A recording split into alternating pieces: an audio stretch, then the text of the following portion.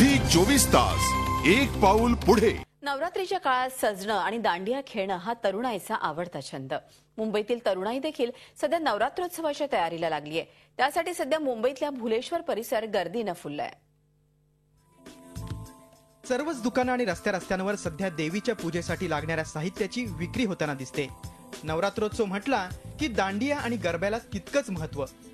तरुणाईला आवडणाऱ्या दांडियांनी आता रूप बदललंय आणि तेही आता डिझायनर झालेत। तर खास गरब्यासाठी पारंपरिक पोशाखाला तरुणाईची पसंती असते। चनिया चोली आणि त्याला कॉम्प्लिमेंट देणाऱ्या ज्वेलरीनी सर्व दुकानं सजली आहेत। भुलेश्वर बाजारातही तरुणाई सध्या याच खरेदीत गुंतल्याचं पाहायला मिळतंय। आमची तयारी तो 12 महिन्यापासून चालते आणि आम्ही 12च्या 12 महिना नवरात्रीच्याच माल ओपते।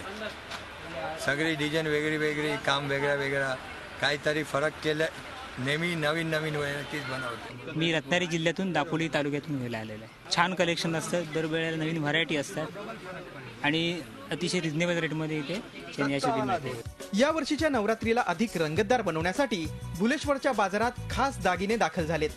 अगदी 100 रुपयांपासून ते हजारो रुपयांच्या विविध धातूंच्या आभूषणांची खरेदी करण्यात सध्या सर्वच जण व्यस्त आहेत। या खरेदीसाठी बाहेरगावून सुद्धा ग्राहक मुंबईत दाखल झालेत। एकूणच काय तर या आधुनिक काळात तरुणाई सुद्धा पारंपरिक पद्धतीने सण साजरा करणं पसंत करते, हेच खरं।